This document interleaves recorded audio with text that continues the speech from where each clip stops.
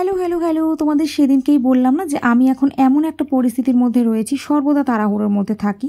খেতে বসলে তাড়াহুড়ো, কোথাও বেরোলে বাড়ি ফেরার তাড়াহুড়ো, এখন আবার সাজতে বসেছি সেখানেও তাড়াহুড়ো। আসলে তাড়াহুড়ো করতেই হতো, কেননা হাতে খুব বেশি সময় নেই।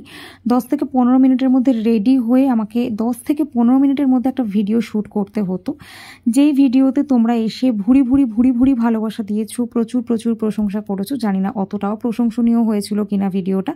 আসলে আমার ছিল একটা ডান্স ভিডিও শ্যুট করার, আমি এখানে রেডি হয়ে গেছি। Oh my god, sorry sorry sorry, ready হয়নি, ওয়েট, শাড়িটাই পরতে ভুলে গেছি আর বলছি রেডি হয়ে গেছি। দেখেছো কতটা তাড়াহুড়োর মধ্যে রয়েছি।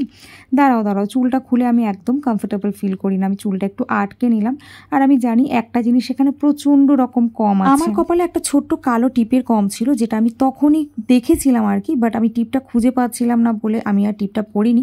আর ডান্স ভিডিও শ্যুটটা তোমরা দেখেওছো, টিপটার কমতিটা চোখে পড়েনি। সো বাই বাই, আজ এতটুকুই।